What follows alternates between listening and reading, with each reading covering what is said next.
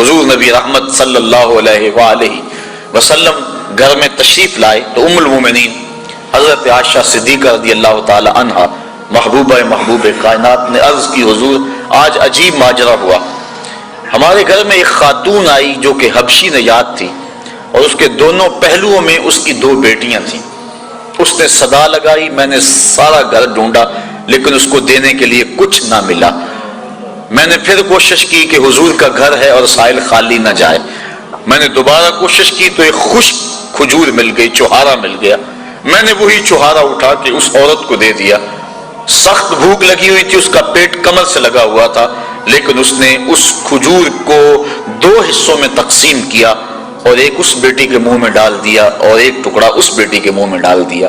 خود بھی بھوکی تھی لیکن اس نے خود نہیں کھایا۔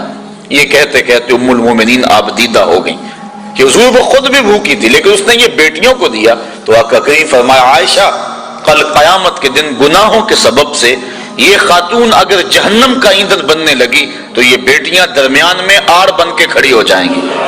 اے اللہ ہم اپنی ماں کو جہنم میں نہیں جانے دیں گی اور اللہ ان کی سفارش مان کے ان کی ماں کو جنت عطا فرما دے گا۔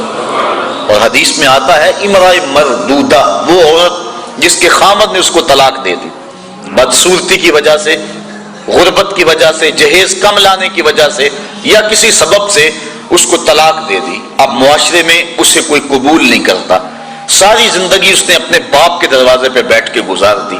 اس عورت کو عربی میں کہتے ہیں امرأۃ مردودہ، واپس لوٹائی گئی عورت۔ حدیث میں آتا جب قیامت کے دن اس کے باپ کو جہنم کا حکم ہوگا تو یہ اللہ تعالیٰ سے بحث کرے گی، مالک نہ تو نے مجھے عقل دی نہ تو نے مجھے شکل دی، سسرال نے دھکا دے دیا، خامد نے قبول نہ کیا، معاشرہ مجھے دوبارہ قبول کرنے کو تیار نہیں تھا، یہ میرا باپ تھا جو میرے لیے مزدوری کرتا رہا اور میری کفالت کرتا رہا، آج میں تو اس کو جہنم میں نہیں جانے دوں گی۔ وہ رابعہ بصریہ نہیں، عام سی عورت، لیکن قیامت کے دن اللہ اس کے باپ کو اس کی سفارش مان کے جنت کی راہیں عطا فرما دے گا۔ تو وہ بیٹی جو ماں باپ کے لیے باعث ننگوار تھی، اللہ کے محبوب صلی اللہ علیہ وآلہ وسلم نے اس مرتبے پہ بیٹی کو بٹھایا کہ ماں باپ کے لیے جنت کے دخول کی بشارت بن گئی اور جنت میں داخل ہونے کا ذریعہ بن گئی۔ آپ تاریخ عرب پڑھیں، جس طرح وہ سکی بیٹی کو قتل کر دیتے تھے وہ سکی ہمشیرہ کو بھی قتل کر دیتے تھے۔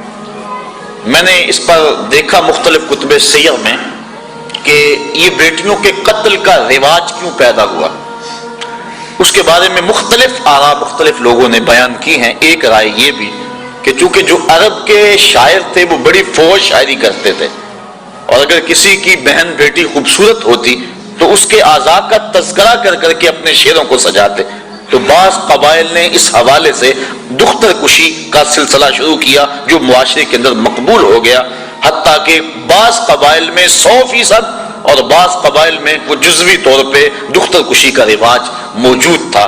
محبوب علیہ السلام نے آ کے اس رواج کو ختم کیا۔ تو جس طرح وہ بیٹی کو قتل کرتے تھے وہی سبب بہن کے قتل کا تھا کہ کل اس کی شادی ہو اور کوئی ہمارا بہنوئی کہلائے تو وہ بہن کو بھی قتل کر دیتے تھے۔ سکا بھائی اپنی بہن کو اپنے ہاتھوں سے ذبح کر دیتا، اور جب باپ بیٹی کو زندہ درگور کرنے کے لیے جاتا تو بسا اوقات بھائی بھی ساتھ ہوتا اور باپ بیٹا مل کر اپنی بیٹی اور بہن کو زندہ درگور کرتے۔ اب اللہ کے محبوب علیہ السلام نے جہاں بیٹی کو وقار دیا، بیٹی کو توقیر دی، وہاں بہن کو بھی عزت دی۔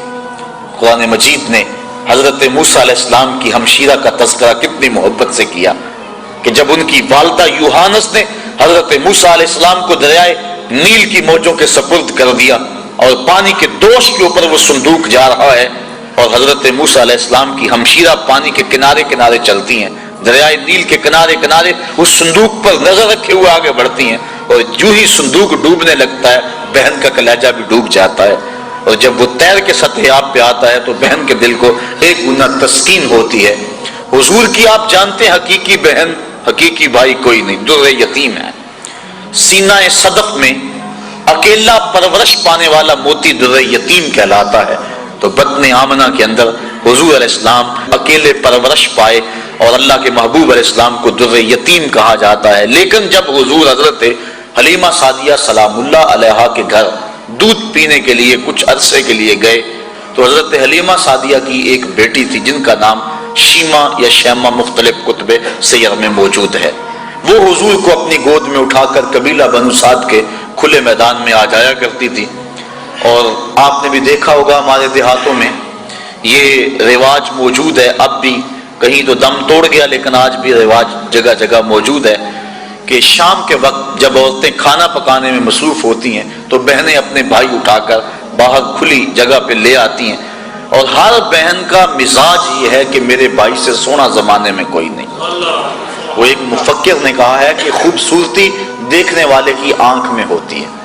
تو ہر بہن کا مزاج ہے، چاہے کالا کلوٹا کیوں نہ اس کا بھائی. اسی لیے چندہ ماموں کہا جاتا ہے نا، ہر بہن اپنے بھائی کو چاند کہتی ہے. جب بچیاں اپنے ویر لے کر قبیلہ بنو سعد کے میدان میں آتی تو ہر کوئی کہتی کہ میرے بھائی کا جوڑ نہیں.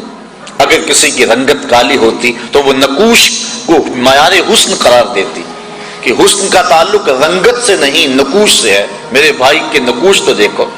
اور اگر کسی کا رنگ سفید ہوتا تو وہ کہتی ہے کہ رنگ نہیں تو کچھ نہیں، میرے بھائی کا رنگ بڑا چٹا ہے لہذا میرا بھائی بڑا خوبصورت ہے. بحث مباحثہ ہو رہا ہوتا اور کوئی ماننے کو تیار نہ ہوتی کہ میرا بھائی کسی سے کم ہے. اتنے میں حضرت شیمہ اپنے ویر محمد کو اٹھا کے لے آتی اور جو ہی وہ آتی اور کہتی ہاں میرا بھائی بھی آ گیا، تو وہ کہتی نہیں شیمہ تیرے ویر کا مقابلہ تو نہیں نا. تو کتب میں آتا ہے کہ حضرت شیمہ کا سر فخر سے بلند ہو جاتا اور پھر حضور کو سینے سے چمٹا لیتی اور دعا دیتی ربنا ابقِ لنا محمدا حتی اراہ یافعا وامردا. اے اللہ میرے ویر محمد کو سلامت رکھنا، اس کو شالہ نظر نہ لگے میرا ویر آج بچوں کا سردار ہے، کل میں اپنی آنکھوں سے دیکھوں کہ جوانوں کی بھی سرداری کرے. حضرت شیخ محقق نے بھی اس واقعہ کو لکھا ہے، کتب سیر میں موجود ہے کہ ایک غزوے میں حضرت شیمہ کے قبیلے کے ساتھ لڑائی ہوئی. چونکہ ان کی شادی ہو گئی، اولاد ہو گئی. جس قبیلے میں حضرت شیمہ کا نکاح ہوا تھا مدینہ شریف کے دور میں، مدنی دور میں حضور کی لڑائی غزوہ اس قبیلے کے ساتھ ہوا. اس قبیلے کے کافی لوگ پکڑے گئے، گرفتار ہو گئے، کچھ قتل کر دیے گئے. گرفتار شدگان کو چھڑانے کے لیے عرب کے رواج کے مطابق وہ فدیے کی رقم اکٹھی کر رہے تھے کہ چلتے چلتے حضرت شیمہ کے گھر آئے. انہوں نے پوچھا یہ رقم تم کیوں اکٹھی کر رہے ہو، یہ فنڈ کس لیے اکٹھا کیا جا رہا ہے؟ انہوں نے بتایا کہ ایک شخص سے ہماری لڑائی ہوئی ہے جو ادعائے نبوت رکھتا ہے، مدینے میں اس کا بسیرا ہے، اتنے ہمارے بندے پکڑے گئے ہیں، ان کو چھڑانا ہے. کہا کیا نام ہے اس کا؟ کہا نام اس کا محمد ہے صلی اللہ علیہ وسلم. بس آنکھوں سے آنسو جاری ہو گئے. کہا اچھا اس نے تمہارے بندے پکڑے؟ کہا ہاں. کہا پھر رقم اکٹھی نہ کرو. کہا کیوں؟ کہا مجھے ساتھ لے چلو. کہا تو کیا کرے گی؟ کہا میں تمہارے بندے چھڑا کے لاؤں گی. کہا تو کیسے چھڑائے گی؟ کہا وہ میرا ویر لگتا ہے، وہ میرا بھائی لگتا ہے. قوم کے سردار ساتھ ہیں. حضرت شیمہ قوم کے سرداروں کو لے کر حضور کے خیمہ نوری کی طرف بڑھ رہی ہیں. یہ وہ وقت تھا جب ادب کی آیتیں اتر چکی ہیں، صحابہ ننگی تلواروں سے پہرا دے رہے ہیں. حضرت شیمہ اپنی قوم کے سرداروں کو لے کر اس خیال میں کہ میں اپنے بھائی کے پاس جا رہی ہوں بڑی تیزی سے آگے بڑھنا چاہا، لیکن پہرے داروں نے راستہ روک لیا، تلوار سونت دی. رک جائے دیہاتی عورت، جانتی نہیں آگے کوچہ رسول ہے، آگے تو بغیر اذن کے جبریل بھی نہیں جا سکتے، تم کون ہو؟ حضرت شیمہ کو جب روکا گیا تو انہوں نے تلوار کو جھٹک کے پیچھے کرتے ہوئے کہا خلو سبیلی وعلموا انا اخت نبیکم، میری راہیں چھوڑ دو، مجھے جانتے نہیں میں کون ہوں، میں تمہارے نبی کی بہن لگتی ہوں. بس یہ جملے سننے کی دیر تھی کہ تلواریں خم ہو گئیں، آنکھوں پر پلکیں آ گئیں اور صحابہ نے نظریں نیچی کر لیں. حضور علیہ السلام کی ہمشیرہ حضور کے خیمہ نوری میں داخل ہوئی.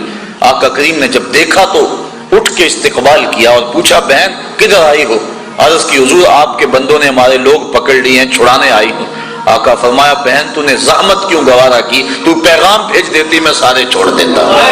پھر حضور نے کچھ گھوڑے، چند جوڑے اور بہت سارا ساز و سامان دیا. جب بھائیوں کے دروازے پر بہن آئے تو بھائی خالی تو نہیں موڑا کرتے. اور پھر حضور رخصت کرنے کے لیے خود خیمہ پاک سے باہر آئے. صحابہ کی جماعت منتظر تھی. فرمایا صحابہ جب میں قیدی چھوڑا کرتا ہوں تم سے مشاورت کیا کرتا ہوں، آج پہلا موقع ہے میں نے مشورہ بھی نہیں کیا اور قیدی بھی چھوڑ دیے. کہا بندہ نواز جو چاہیں آپ کریں لیکن ارشاد تو کر دیں کہ آپ نے آج مشورہ ضروری کیوں نہیں سمجھا؟ فرمایا آج میرے دروازے پہ میری بہن آ گئی تھی. تو دنیا کے سامنے عملاً بہن کے وقار کو رکھا۔ جس معاشرے میں بیٹی کی توقیر نہیں تو اس معاشرے کو بیٹی کی توقیر سکھائی۔ بہن کی آبرو نہیں تھی، عملاً بہن کی آبرو لوگوں کے سامنے رکھی۔ سوتیلی ماں ترکے میں بٹتی تھی اور سکی ماں کی بھی عورت ہونے کے ناطے سے آبرو نہیں تھی، لیکن اللہ کے محبوب نے قولاً اور عملاً ماں کی آبرو لوگوں کے سامنے رکھی۔ الجنت تحت اقدام الامہات، جنت تو ماں کے قدموں کے سائے تلے، ماں کے قدموں تلے جنت بچھا دی، اور حضور نے عملاً لوگوں کے سامنے ماں کا پیار بیان فرمایا۔